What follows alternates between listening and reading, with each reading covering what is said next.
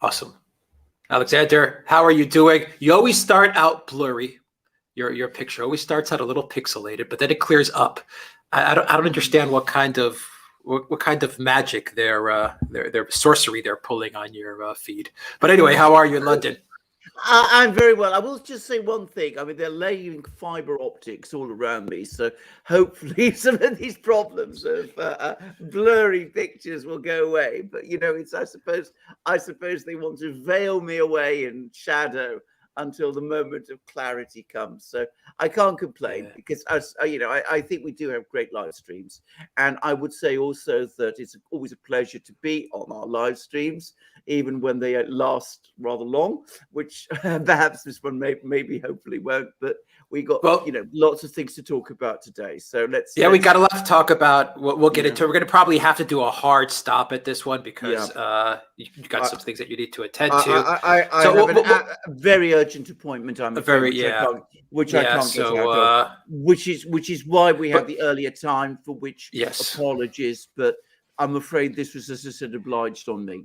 Yeah, we were doing an earlier time, but we wanted to get in a live stream for Friday because we've got a lot of big news that we need to get to. Spartan Warrior Queen, the great Spartan Warrior Queen, is in the house moderating. Good to have you here, Spartan Warrior Queen. Hello to everybody. Happy National Day from Gibraltar. Absolutely. Happy National Day from Gibraltar. I didn't know that. And to everyone joining us from all over the world, good to have you here with us. Alexander, let's just jump right into this. I did a video a week ago from Athens, Greece, where I talked that the Mitsotakis government was going to put mandates on health workers, and they suspended about 7,000 health workers in Greece who have not gotten the jab. 2 days ago, the Quebec government said that they're going to suspend, I believe, around 10,000 health workers, doctors, nurses, etc., by October 15th if they don't get the jab. But then yesterday, the Biden administration, they dropped the nuclear bomb of it all, right? 2.5 million federal employees. They're going to do this workaround with the OSHA and the Labor Department, where they're going to make it mandatory for companies that employ over 100 people in the United States to force people to jab up. And you're looking at something like around 80 to 100 million employees who will be affected by this. A lot of pushback already. The Republicans have come out hitting hard. The unions in the United States have come out hitting hard. Alexander, obviously, lawyers are just, they're popping up everywhere now. This is going to be a legal, just a battle royale in legal terms. In a normal world, I would imagine, Alexander, that the Supreme Court would strike this down right away, even though it may take some time to get there. But we're not living in a normal world and in normal times. So who knows what'll happen when, I don't even say if, when this gets to the Supreme Court. Biden is ruling via executive order. In my opinion, Alexander, before I pass it off to you, when I first heard the news, I was pessimistic, but then I sat back for a little bit. I went for a walk and I said, you know what? It's actually kind of revealing what Biden said with all these mandates. I actually was optimistic because it seems like it's a panic move. I don't think I'm positive this has nothing to do with health. And a lot of people are talking about this from a health context. This was a political move. I think we're dealing with a Biden who has fallen apart on the border. The economy's in shambles, inflation, money printing, complete debacle in Afghanistan. He's pissed off everybody from the neocons to the neolibs to the military-industrial complex to everyday Americans to the elite. Everyone is pissed off about him. With Afghanistan, even international partners are bailing out of the United States. I saw this as Biden going all in and trying to at the very least, shore up his political neoliberal base with this move. We're talking the Hollywood elites, big tech, big corporations, oligarchs, New York crowd, DC crowd. What do you think about everything that was announced yesterday? I think it is an absolute panic move. Now, can I just make a very simple point? Just a few months ago, we were getting the propaganda of success in coming out of the administration about the way in which they were handling the pandemic. They were contrasting their tremendous achievements with the supposed failures of the previous administration, Donald Trump's administration. They were saying, you know, how well we're doing, all is well, we've come in, we've managed to sort out the mess the other guy, the bad orange man created, and everything is, you know, going amazingly well. And this proves that, you know, the American people did the right thing by voting for us. And a lot of people went for it.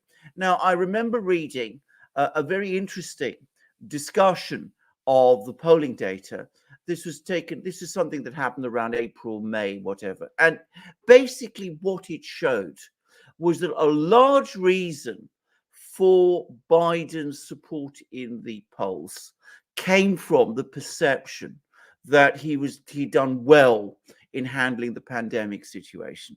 And then, of course, it turned out that actually all that propaganda of success wasn't really founded, because according to the metrics that they themselves have created, and it's important to stress always, we're talking about, this is their own metrics of success, the metrics of success and failure that they used against Donald Trump last year. According to their own metrics, things are now turning bad. And so the result is that we've gone from the propaganda of success to the propaganda of crisis just within a few weeks. And so you have to rush out this measure incredibly fast to make it, to turn things around. And you're absolutely right. We've had a debacle in Afghanistan. We've had problems in the economy. We've had disruptions of supply chains, inflation rising, talk that the Fed may be obliged to put up interest rates. I don't believe that, by the way. I think hell will freeze over before that happens. But at least there's talk of it. And all of this, and of course, the crisis at the border that you're talking about, and all of those things have come together. So the other thing is, what do? They can't solve Afghanistan now. They can't deal with the border because, frankly, managerially, they're incapable of dealing with the border. They can't solve the problem of inflation because that's beyond their control. So also the other thing they've done is they've slipped back into their comfort zone. They're coming along and they're saying, well, you know, we're going to deal with this crisis that's emerging now. We're going to deal with it in this massive way. Now, on the changes themselves, I was completely unsurprised that they have provoked opposition. And why wouldn't they, given the propaganda of success we were being given just a few weeks ago, just a few months ago? People were being told then that everything was well, all was going forward extremely well. And now, of course, we're being told that it's not so good after all. So, of course, people are angry. But there's two things to say about this. Firstly, we see again how the administration is now copying the practices of other Western governments. It's blaming part of the population for its problems. Biden came in saying he was going to be the president who would heal America, end the divisions of the previous years. He'd bring it together. Now he's saying that he's losing patience with tens of millions of Americans. That's what he said. I mean, I didn't say it. He said it. And of course, he's taken a decision which I personally think, and I'm not just the only person who thinks, obviously, I mean, many people think is wildly illegal, wildly unconstitutional, shows extraordinary presidential overreach. And we go back to that program we did with Robert Barnes, in which we touched on some of those issues. You can find it on our other platforms, by the way, the entire interview, in which Robert Barnes was talking about various litigations that have been brought around this issue.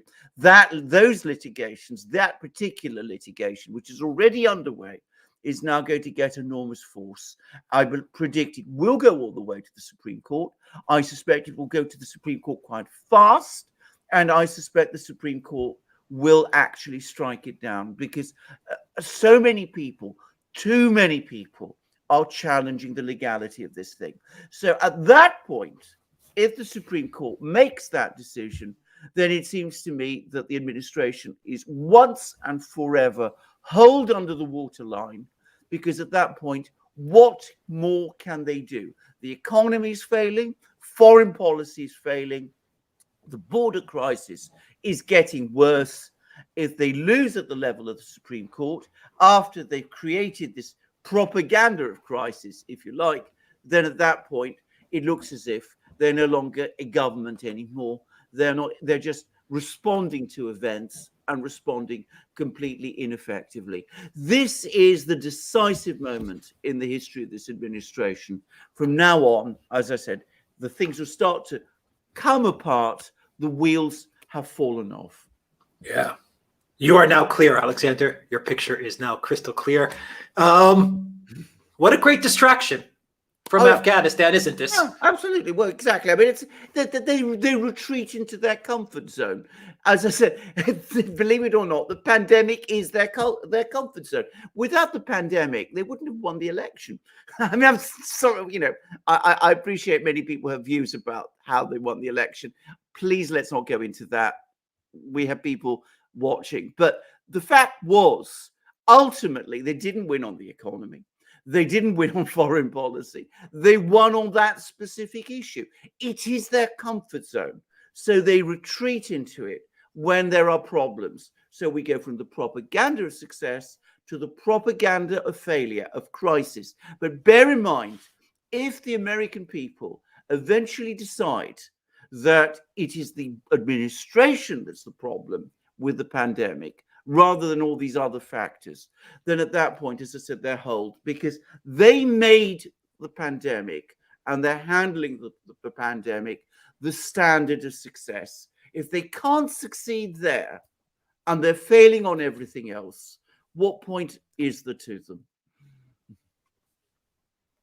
Yeah, does Biden have anything else to distract with? Does he have any other cards to play? If I look at this as a poker match, I mean, the Biden White House, and I don't mean Biden the man, Biden machinery, they've put all their chips in and they've gone all in. Yeah. They just said, you know what? We're losing everywhere.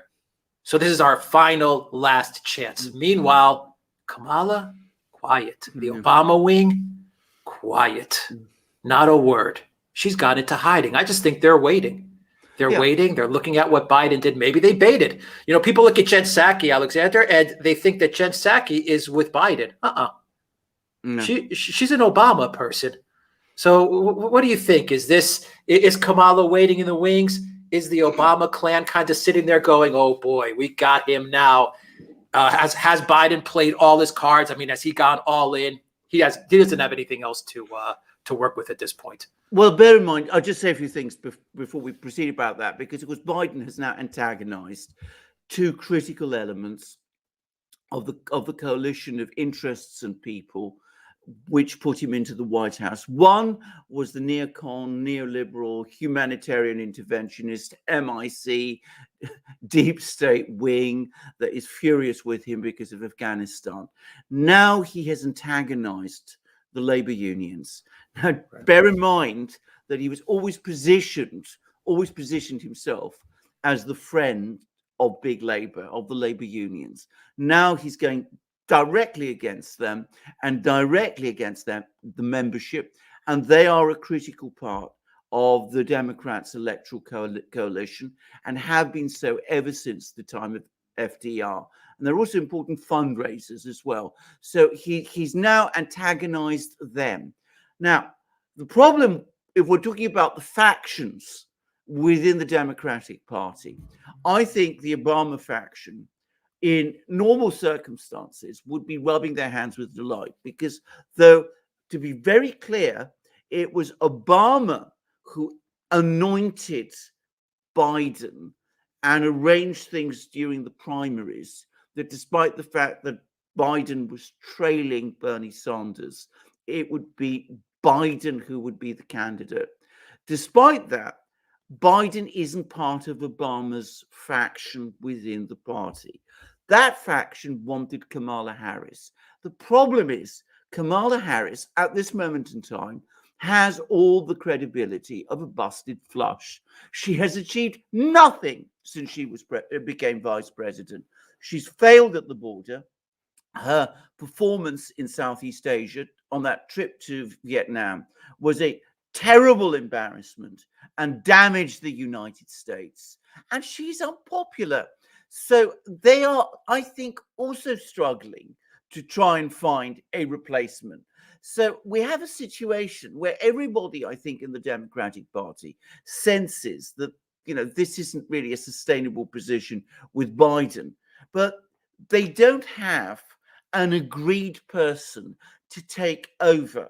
So what I think is going to happen over the next few weeks and months is we're going to see intensified factional infighting within the Democratic Party as the various wings of the party look to find some kind of a way to basically first eject or arrange for the graceful exit of the man who is there, Biden himself, but then argue with each other about who ultimately is going to take over. So we're going to see, as a result of what's happening now, not just a weaker administration, but a more divided one. Yeah. How do you think the lawyers are going to take on to all of this in the United States? I mean, is it going to just be chaos, mayhem? No, I think it's going to be, I think what we're going to see is a flood of lawsuits. Bear in mind something, if Labour now, if the unions start backing those lawsuits, well, that changes the political game. And of course, it changes the funding game also, because at that point, those lawsuits can attract even more lawyers, even more support. I predict we will get a Supreme Court decision before the end of this year. I think it'll move very fast. Now, bear in mind, last year, when we had all those other challenges, again, I'm not going to go into much detail. You remember how the Supreme Court slow walked and avoided decisions. I think this time it's going to be different. I think too many people, too many vested interests now have been challenged. And I think you're going to see a decision from the Supreme Court quite soon. Mind you, I made predictions about the Supreme Court in the past, which haven't always been fulfilled. So, I'm not putting money on it, but that's what I think. No, that's why I always say in a normal America, a normal world, that this would go to the Supreme Court quickly. It would be struck down quickly. There would be no debate about it. But we're living in very abnormal times. Yeah. Very, very interesting times. I mean, it would be very interesting actually to speak to an American lawyer about this, and hopefully we'll be speaking to Robert Barnes soon and other lawyers, and we'll see what they have to say. Out a little bit, Alexander, and domino effect with all of this Biden, this terrible misguided move by Biden.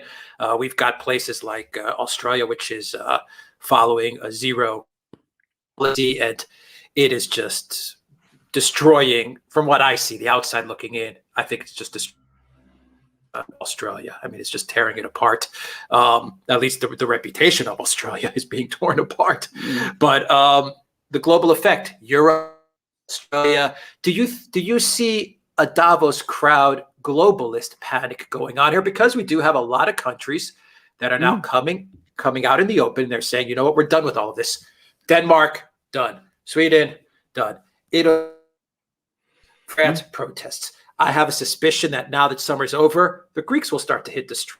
I just have a suspicion because they went after the nurses and the ambulance workers. That was a bad move. My hunch. The Netherlands protests. People are coming out of the UK as well. Do you see a lot of pushback and some fallout from this terrible move by Biden on a global? Right. The first thing to say is there absolutely is going to be a domino effect. I mean, we've already seen more governments across the West taking stronger moves very similar in some ways to the ones that has just been announced in Washington. France being the extreme outlier. I mean, again, Macron made those decisions in the summer. I was expecting that they would encounter fierce resistance and didn't quite work out. But now that the administration in Washington has done it, you can be absolutely sure that other European governments especially will be trying to copy these moves. But I think, again, because it's going to unravel, I strongly suspect, in the United States as well. And because this is going so much further than anything we've seen up to now, I think there will be more resistance. And the big country to watch, as always in this, is Germany.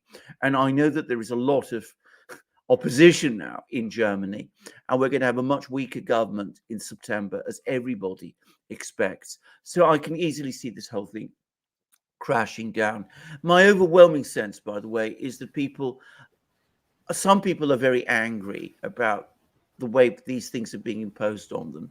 But I think the major feeling that most people have is one of utter weariness and exhaustion with this whole thing, and a feeling that governments have lost control and will never make it work, and that they're not, in light of that, they want to lead their lives themselves, and they're not going to have these things imposed on them by governments anymore. So I think the governments will try to tighten up, and I think they will find two things happen. One, growing non-compliance with what governments are trying to impose, and two, hardening resistance from that section of the community which is passionately opposed to these things. Yeah, I mean, I'll just let you know that I'm here in Poland right now, and I can't imagine the government here in Poland trying to go back to a state of and social distance and mask and mandates. I mean, the vibe I'm getting here, people have just kind of moved on past this whole stuff. I mean, really, that's the vibe that you get. People are just wanting to live a normal life, and they are pretty much living a normal life. And they've just moved beyond it. They're not talking about it. They're just going about their day-to-day stuff, and they don't even want to hear it anymore. So I think the more you're getting into this type of mindset, the harder it's going to be to roll everything back and go to a step one lockdown phase, mandate phase, passport phase. I mean, it's just going to be so difficult. Absolutely. Can I just say, I mean, that's true of Poland. And I hope Poles won't be offended when I say it. It's also true of Russia. I mean, Russia went into very tough lockdowns last year, very tough lockdowns.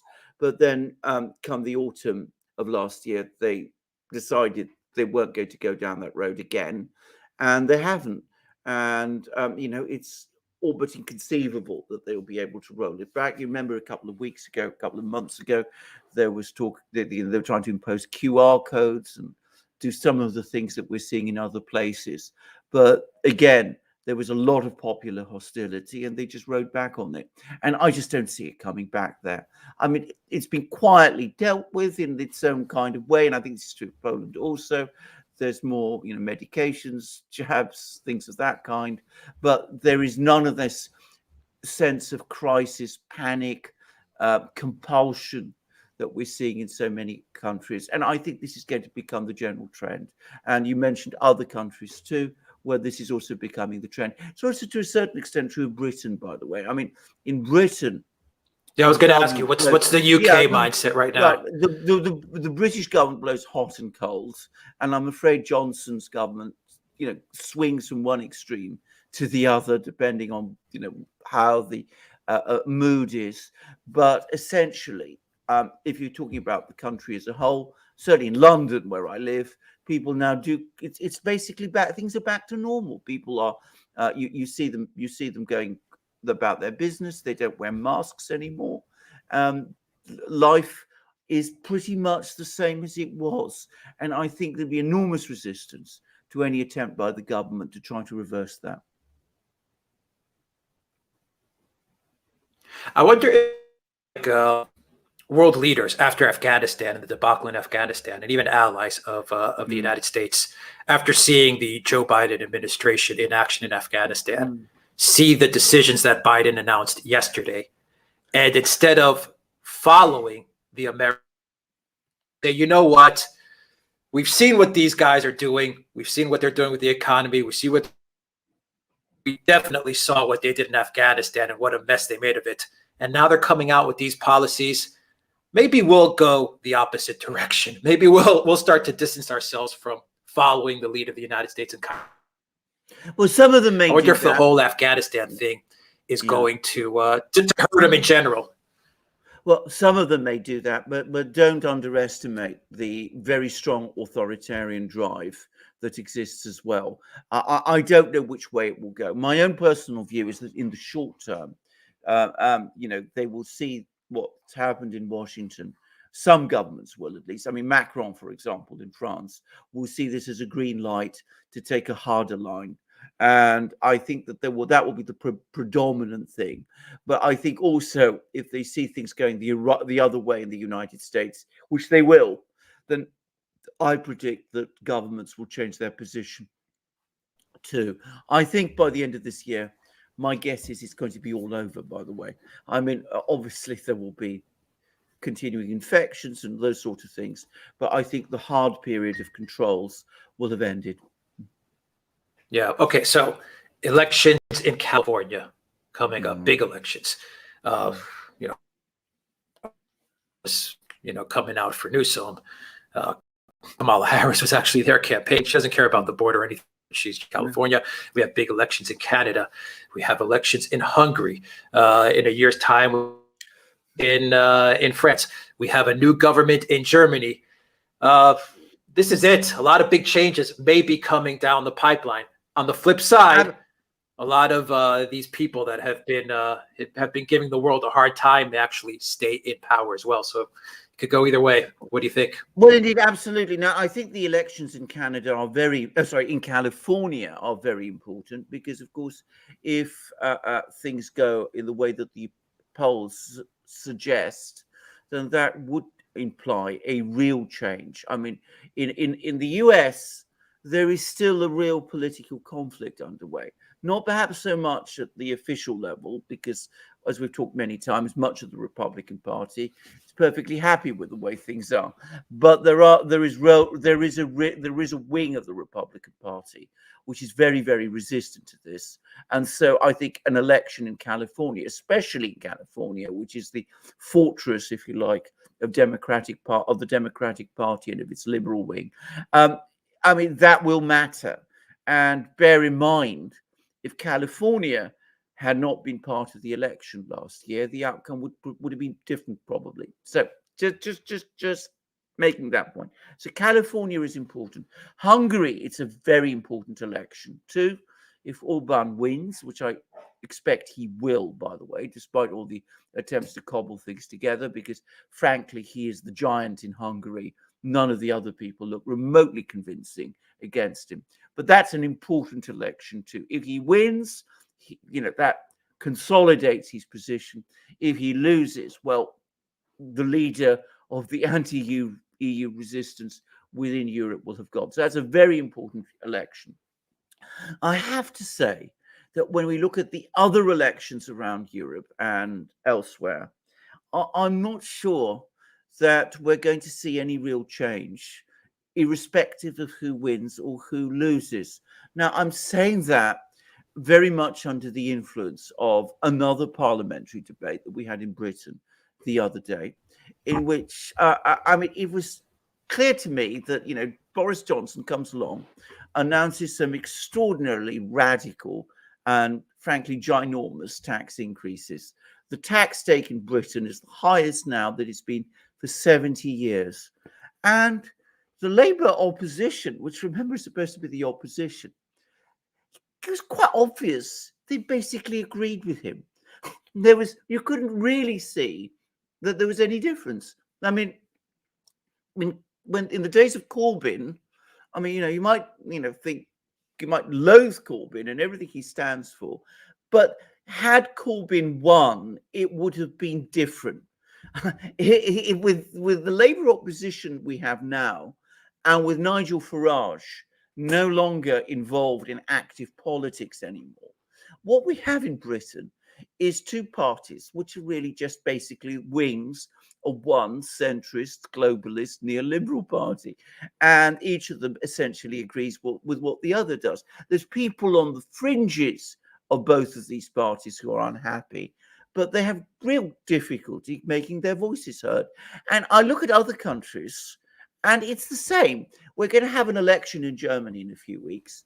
And, we look at the 3-4 parties which are most likely to form the government: the Social Democrats, the Christian Democrats, the Greens, and the Free Democrats. And again, it's not really possible to see a great deal of difference between any of them. So, it doesn't ultimately matter who becomes the chancellor, whether it's Armin Laschet of the CDU or Olaf Scholz of the SPD. It's going to be continuity Merkel. And that's the problem. We have this stagnant swamp of politics instead of proper politics anymore. And that is, of course, a direct consequence of globalization. But isn't there a symbolism involved with not having Merkel as the chancellor? Oh, yeah. I mean, it does deal a blow to the globalists. The same way I'll take a look at Canada, for example. There's not going to be much difference. I don't suspect much difference in policy between the Conservatives and Trudeau, O'Toole and Trudeau. But there is a symbolism should Trudeau not be in power. I mean, it feels like it is a blow to the globalist agenda, even though things will probably go along the same lines. There is a sort of moral win for people that don't want this type of a globalist, authoritarian, neoliberal world order. I mean, well, absolutely. I mean, it won't be Merkel. I mean, it'll be Merkelism to a certain extent, but it won't be Merkel, and that says something. Well, absolutely. Let's first of all talk about Canada, because I think Canada, again, it's an important election, because if Trudeau loses, Trudeau has become so much the symbol, not just in Canada, but internationally, of a certain style of politics, that if that style of politics is rejected by the Canadian people, that is a major statement in itself, almost regardless of what the government that follows does.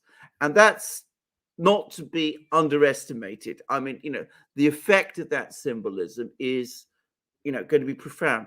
Talking about Europe, and we're talking about Germany specifically now, it's going to be very, very difficult for the political class, not just in Germany, but also in Europe, to replace Merkel, because I detested the woman. I'm not going to pretend I didn't. I mean, I found her most disastrous political leader, but at the same time, I make no pretense either. I have great respect for her extraordinary range of political skills.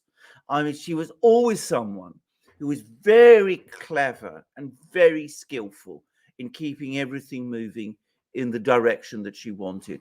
When she's gone, it's very difficult to see that there's going to be anyone else who's going to take her place. The comparison I always make, which is for people who are historically minded, is with Prince Metternich, who was the Habsburg Chancellor in the 19th century, who also had the same kind of policy as Merkel did, keeping everything immobile and the same.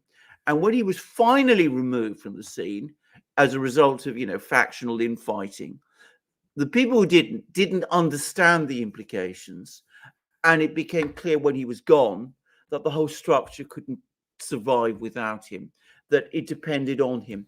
And perhaps with Merkel, it's the same. It's going to be very, very difficult to replace Merkel, because frankly, no one in Germany looks like they have the skills and the nous and the intelligence, and if you like, the knowledge and feel for the dark arts that she did. Yeah, let's do some super chats, and I've got a cover with you, Alexander, and we're doing really good on time, and we're covering a lot of ground, so really good, great, and it's great to have everyone. Thank you very much. Alan Watson is in the house also moderating. Thank you very much, Alan. Murad sends us a super sticker. Thank you very much for that, Murad. And Toilet Sauce says, we don't need to see the oracle. We merely need to hear the wisdom of the oracle. Well, the oracle is not pixelated anymore. He's got a clear picture. So here, Alexander, and that is always good. Alexander, we talked about how Biden is making a political move here. I really believe this is a lot to do with politics, these mandates that he's going forward with. And I also believe, in my opinion, that he is trying to shore up neoliberal support, neocon support, because Biden made that statement after Afghanistan, we do not nation build. And he pissed off everybody. He pissed off the neoliberals, but boy, did he piss off the neocons by saying, we're not in the business of nation building. And so we've got to look at Taiwan and what's going on there. And the fact that maybe the Biden machinery, in order to stay in power and in order to throw a bone to the neocons, is going to start picking around at certain regions to see if it can start something up. Once again, how can they prolong their stay in power? Do you think something is going to happen in Taiwan? We have a lot of ships moving in and out of well, I think that's the region. What's going on there? Well, including the British.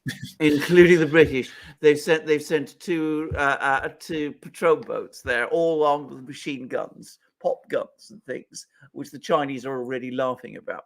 But anyway, putting all that aside, if the administration is foolish enough to start something with Taiwan against China, then frankly they are they've lost leave of their senses. But perhaps they have, because we shouldn't just look at Taiwan. We should look at the whole issue of the South China Sea.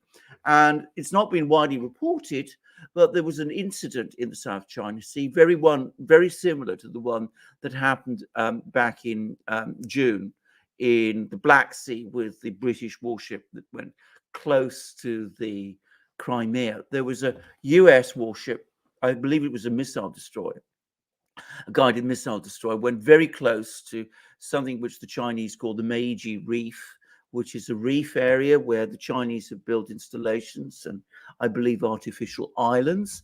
And the Chinese said it came within their 12-mile zone. And the US says, well, maybe it did, but we don't recognize that zone. And there was something of a standoff there. So, if the Biden administration really finds itself in political difficulties and really looks to sort out its problems in South China Sea or conceivably Taiwan, then, we are well within the range of a possible clash. And that would be incredibly dangerous. And as you rightly say, there are lots and lots of warships there. I don't think so. And I don't think it's going to happen for two reasons.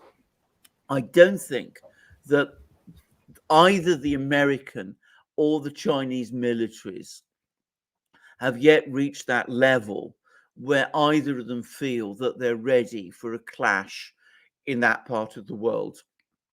I think the Chinese have a lot of building up to do still.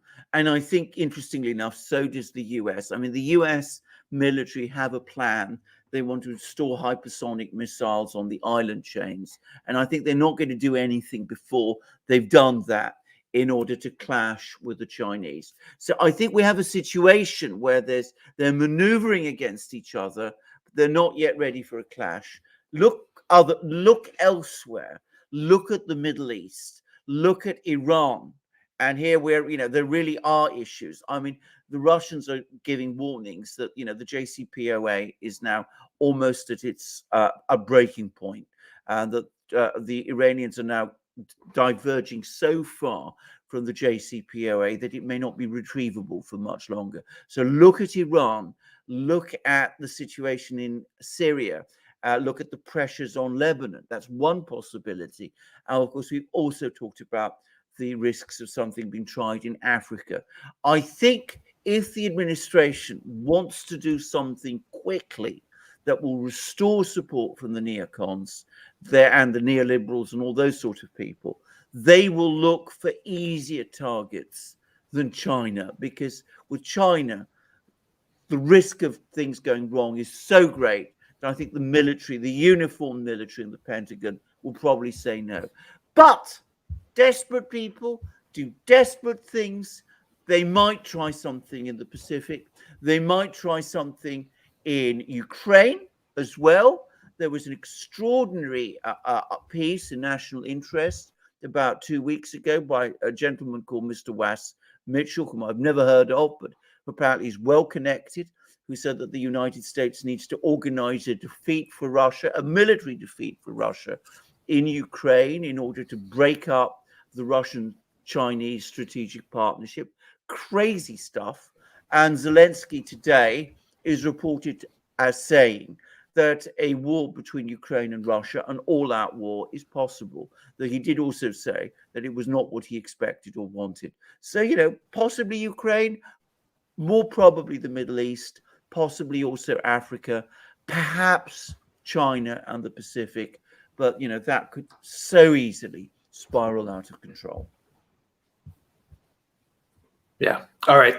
Some more super chats from Alan. He says, I believe the U.S. government will try to cause problems in Serbia to bring European NATO back to the fold after the disaster in Afghanistan. What do you think about the Balkans? Well, actually, that's a very good point. Forgot about the Balkans in some ways because so many other parts of the world. Serbia, possibly, but look at Montenegro as well. I mean, there were those protests. We covered them recently in a video we did on the Duran. Now, I have no doubt at all that those protests in Montenegro were backed by outside powers, by the United States, by the European Union. To me, frankly, they had all the hallmarks of the first of the opening of a new regime change or a new democracy promotion operation in Montenegro. Montenegro is very connected to Serbia. So if you start something like that in Montenegro, Serbia is affected. So entirely possible the Western Balkans could be the target. Other possibilities, Belarus. I have to say, situation in Belarus looks very much under control at the moment. And the Russians are moving in a big way. And Lukashenko is now, I believe, in Russia as we speak, talking to Putin. So unlikely Belarus, Western Balkans, a distinct possibility. Yeah, I believe that Merkel and van der Leyen are going to be in Belgrade next week, if I'm not mistaken. Absolutely. So, yeah. The two messengers of doom because it's yeah. So there we go. Absolutely. All right. Life of Brian says chances that Biden pulls an Eisenhower and sends federal troops to intransigent states and localities. Biden did threaten during his address last night in local governments. Another bad move because DeSantis came out with a statement right away and said, we're not going to have none of that.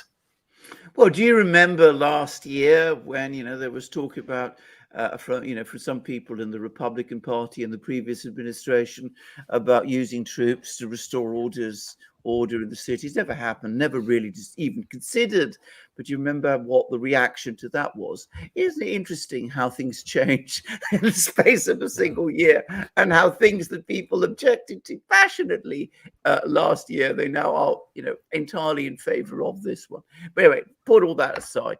I think that would be an extraordinarily reckless and bad move because what would be the legal basis for doing it?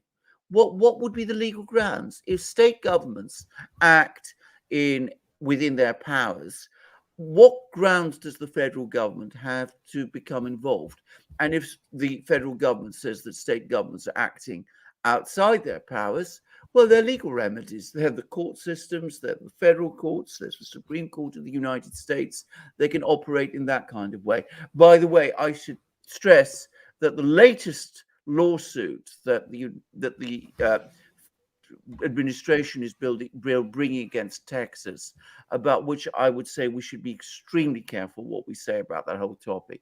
But that latest lawsuit seems to me an exercise in total pointlessness and symbolism because it merely replicates lawsuits that are already being brought by all sorts of other people. So it's just gesture politics through the courts, and it has no real meaning or purpose at all.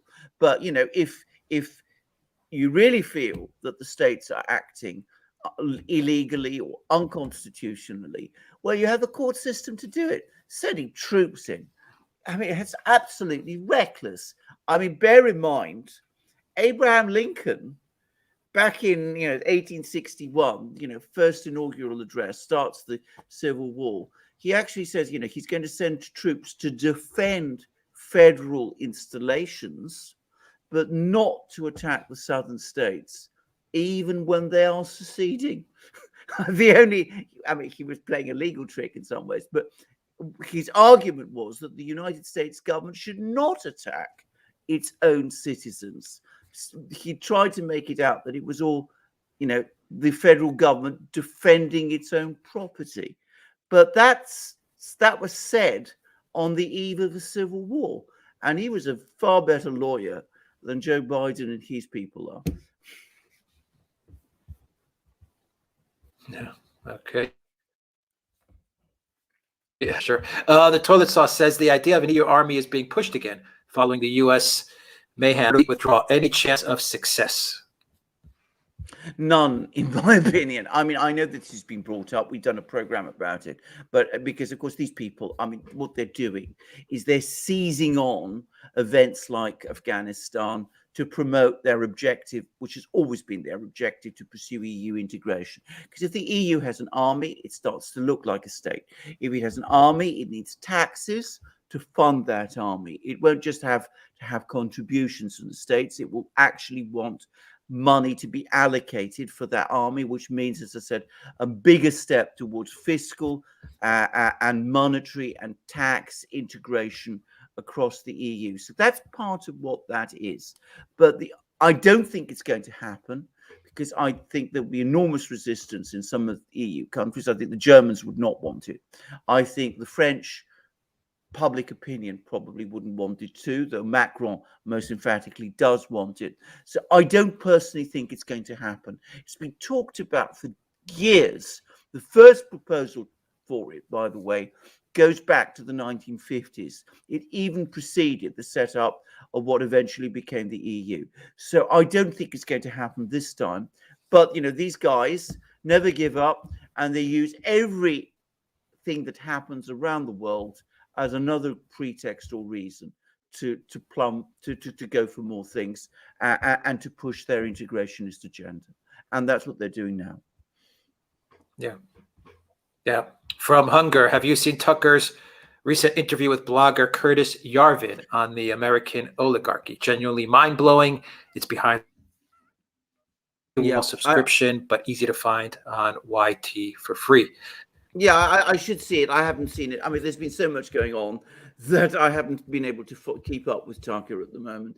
He's somebody who, comes up with all kinds of things. But, he is, in my opinion, far and away the best, most insightful commentator, certainly in American broadcast media, which is why so many people oppose him so passionately, and why he comes in for so much criticism which for the moment is only making him stronger. Definitely a program to watch, because the topic of American oligarchy is an essentially important one. He's the only person on mainstream media who talks about it in that kind of way. And of course, as I said, that's why he gets targeted. Yeah, we will definitely check it out, Hunger. Thank you for that super chat from Mark. Guys, you're good, but the coof is real. Lockdowns are ineffective. Distancing do help. I thought your sympathy for Eastern societies might lend itself to benevolent authoritarian thinking for the common good. Well, first of all, I'm not. When you say sympathy, I think that's. What I have.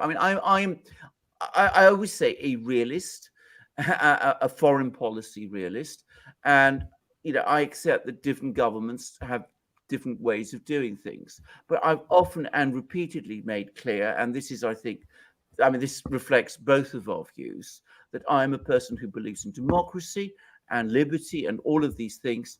And I would not personally want to live in a society like China, for example, where social control is as extensive as it is. And I am very suspicious of this concept of benevolent authoritarianism, because I think that is a contradiction in terms. Authoritarianism is never benevolent, ultimately. Sometimes there are, there are some authoritarian societies that are less repressive than others. But ultimately, I'm absolutely somebody who wants to live in a democracy and in a state of freedom. I was born, when I was a child, I lived for a brief period under a dictatorship in Greece, and I certainly don't want to repeat that experience. Yeah. Chris says there is nothing benevolent about authoritarianism. No, well, yeah, well, exactly. Exactly. Yeah. Let's see here. Let me see here. Cromer says, I recall Tucker actually took on vulture capitalists, gutting rural American communities. Yes, Absolutely. he did. I remember. He definitely took on the vulture I capitalists. remember that. I thought it was brilliant of him, by the way. Again, shows the man's courage, actually. Yeah. Shifu says the coup origin tracing results by the intelligence agencies and the lack of coverage of the Intercept story means the U.S. doesn't want to embarrass China. Is this because both are guilty, or is the Biden admin angling for more cooperation with China? I think probably you're right on all of those, both of those points, which are not mutually exclusive. You're absolutely right. This story has received far too little coverage. We've discussed this at length on our other platform, Locals, where, to be straightforward about it, we feel more comfortable discussing a topic like that. You can go to Locals and sign on, and you can see what we say there, and also on our other platforms. But just to say again, I think you are basically right in both your points, and they're not alternatives. They are complement each other. I think the Intercept story is a massive story, and I think that the fact that the intelligence community report was such a complete damn squib, bearing in mind the way it was being promoted a few months ago, that it would be a big game changer, really says a great deal. But again, I would urge you to go on Locals and see what we have to say about it there. Go scroll through the content and you'll find our various discussions of these topics there. All right.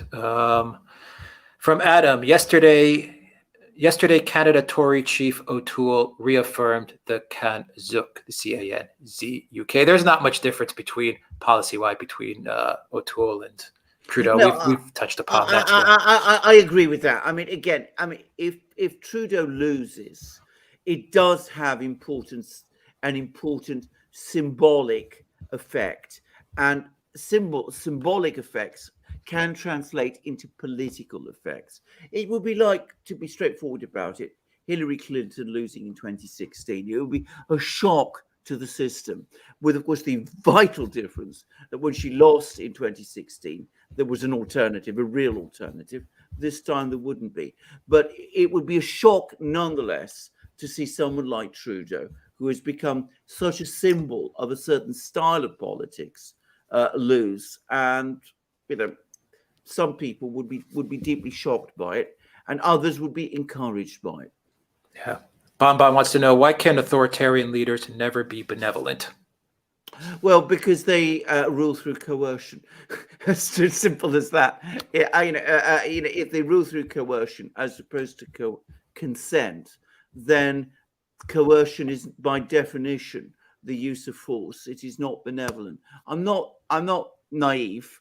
I understand that there is an element of force and compulsion in every political system, but in some systems, like the ones we used to have in the West, because there was always that foundation of consent, there was also responsibility and accountability. In authoritarian systems, that degree of accountability and responsibility isn't there, and that takes away an element of whatever element of benevolence you might see. I don't want to push this too far. I accept that there are different types of regimes. I mean, North Korea is very different. Is a very different society from even China. From China today.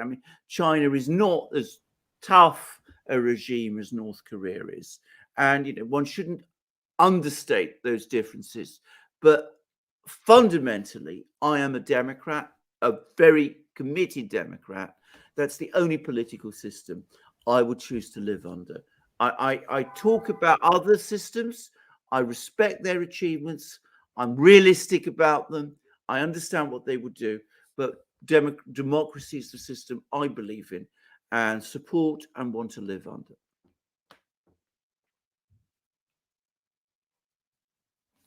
I think you've frozen, Alex. Have we had a... Gosh.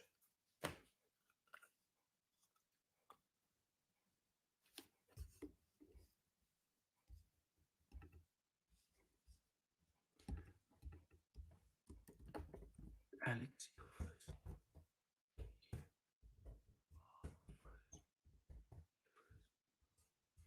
I think we've just lost Alex for a moment, or maybe there's problems, but I think he's coming back on again. Sorry about this, guys. It happens from time to time. We are in the hands of others when it comes to technology. Things don't always work out.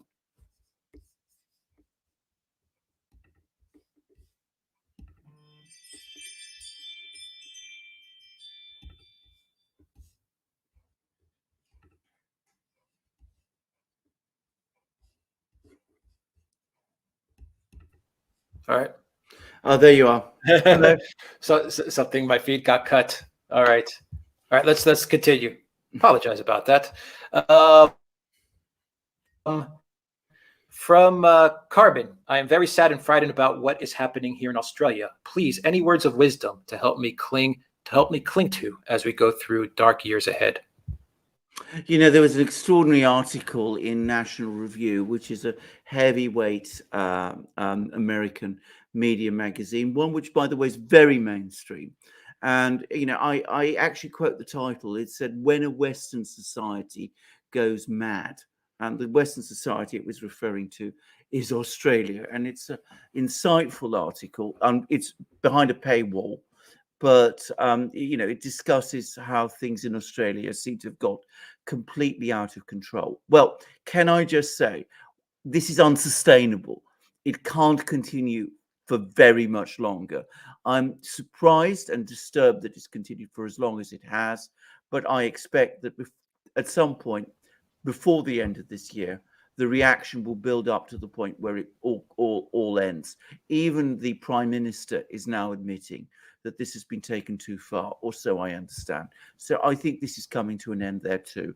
But it's extraordinary it's been taken as far as it has done, and the damage it's done to Australia's external reputation simply cannot be overstated. I mean, when you hear National Review, for example, referring to Australia as a Western society gone mad, well, that gives you some idea of the damage that's happened.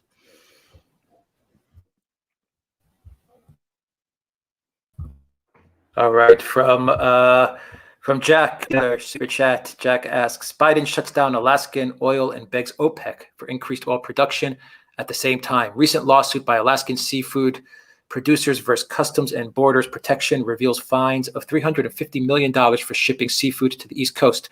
Why does Biden hate Alaska? Well, good question. I mean, there you have a good example, by the way, of how ideology and you know, a certain style of politics gets in the way of rational government. You're absolutely right about the oil. I mean, you know, Biden is now begging OPEC to increase production in order to contain prices, the inflation crisis that he's himself created, and the energy shortages in the United States that he himself, again, has largely created. It's also not widely known that the United States is now importing oil from Russia, his great ideological adversary, but that is what it is doing. And that was entirely predictable. And if this had been a conventional administration running the government in a conventional way, they would have worked that out, and they would have understood that simply making the kind of decisions that they did, which were extremely harsh on Americans, would also have very bad impact on the American economy overall and on America's position overall. As for why he doesn't like Alaska, well, I'm not, unfortunately, someone who knows enough either about what goes on inside Biden's mind, assuming he has one, or the administration, or the relationship between Alaska. I just don't have that kind of knowledge, in-depth knowledge of internal American politics. But as I understand it, Alaska is a Republican state. Maybe that's the reason. Yeah. Valies is in the house. Welcome. Yes. A few more super chats, Alexander. We'll wrap it up. From Sean the Wookiee says, no longer care to comply or keep my mouth shut. That's in quotes. Corruption, all states. Canvassing numbers, 300,000 pamphlets missing or fake. Well, again, we have to be so careful, but we're going to get more and more of that. We're going to be discussing all of this, by the way, in massive detail in our other platforms, Locals, Super U, where we can talk about these things. So, do go there, sign up there.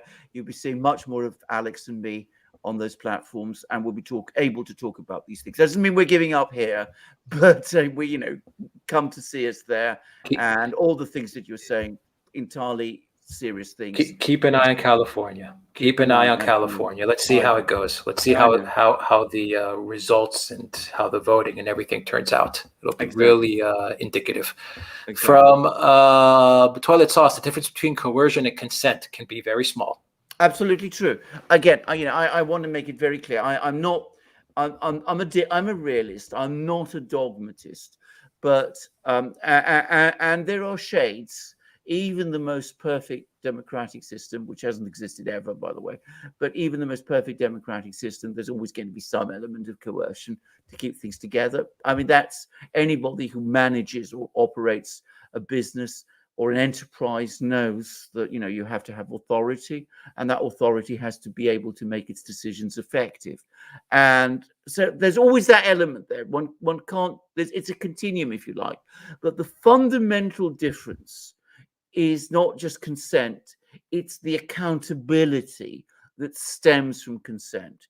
In a system where people are not held accountable for their decisions to the general people as well, in a democracy, well, that is a different system in the end. And it may be very successful, it may produce amazing results, it may do great things, but it's not the system that I would choose to live under. That's all I'm going to say.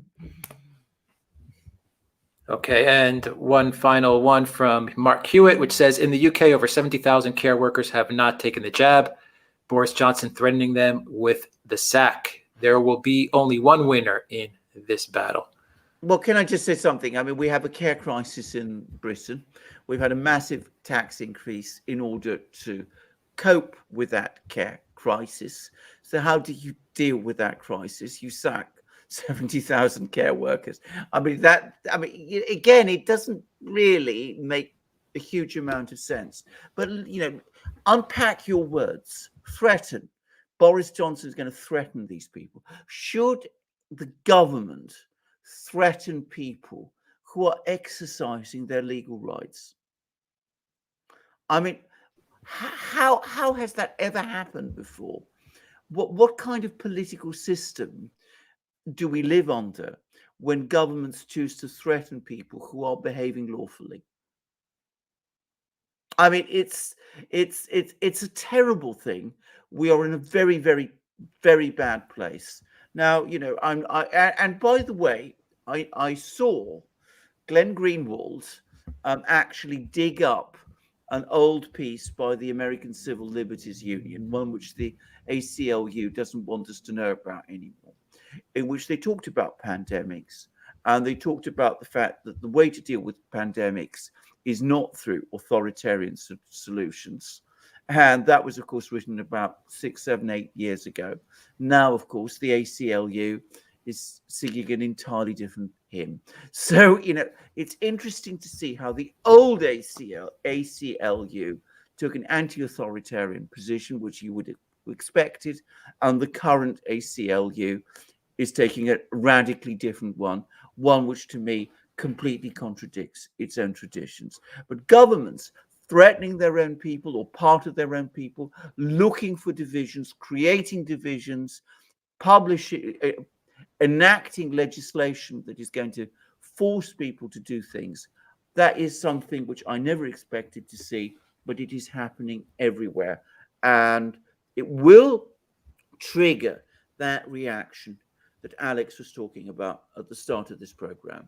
And it will also face legal challenges in the United States, which I personally see as not just inevitable, but certain in the end to succeed.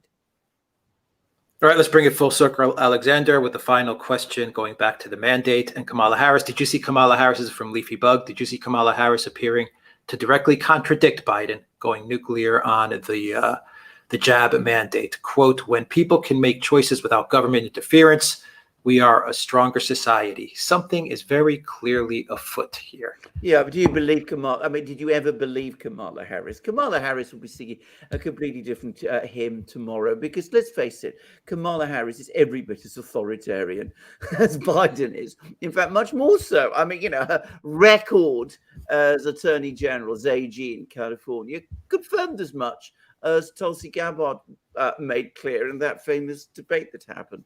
So, I mean, this is typical. This shows how these people can change their their song, when the mood takes them. How they can say one thing one moment, something completely different the next. And believe me, if she does become president, we'll be seeing even harder policies than we are at the moment, because in her case, I actually think that's the direction she likes to go. Yeah. Jake Magoon says Boris Johnson threatens Biden loses patience. Australia loses its mind. Ontario introduces digital ID card. Coincidence or the creation of resistance to be subjugated? Contest of freedom versus slavery. Well, this is the point, because, of course, the more resistance there is, the more the inclination is on the part of some people to increase repression, to crush that resistance. And then, of course, that in turn engenders more resistance, and you're into a cycle, which ultimately can only have, a big outcome. That's the way to provoke some kind of an insurrection, if you like. Now, I would stress, I want an insurrection to happen in the Western societies through the ballot box, through the instruments of democracy and law. But of course, if these are denied to people, then as the people who drafted the founding fathers of the United States said in the Declaration of Independence, then at that point, where there is no redress of grievances, things begin to get completely out of control. And, some of the people who are pushing for these authoritarian directions might want to take note of that. All right, and Mark Hewitt came in with the final super chat. The big question is why so many NHS and care workers are not taking the jab. Well, good question. Maybe we should ask them. Maybe some of them who are listening to this program, I know some do, might want to come and give us an explanation for this, because perhaps they know something we don't. Yeah.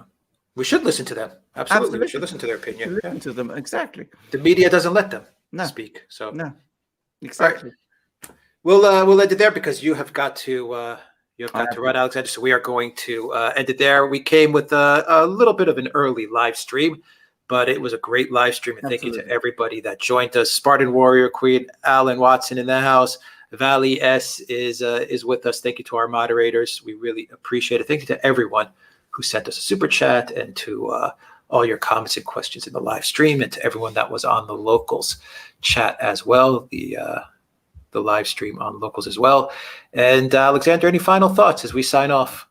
No, I think we are at the turning point. I mean, I think this summer, what with Afghanistan and now with this that we've just seen with, the Biden has been doing this huge, enormous presidential overreach, we are at the tipping point. I think from this moment on, the wheels are going to come off very fast. We're going to start by the end of this year. We will be in a political crisis in America. Of that, I've no doubt.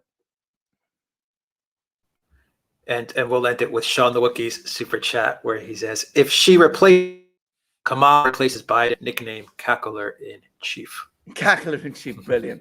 That's fantastic. Well, yes. We'll end it there. Thank you, everybody, for a great live stream, and have a great weekend and be safe. Take care.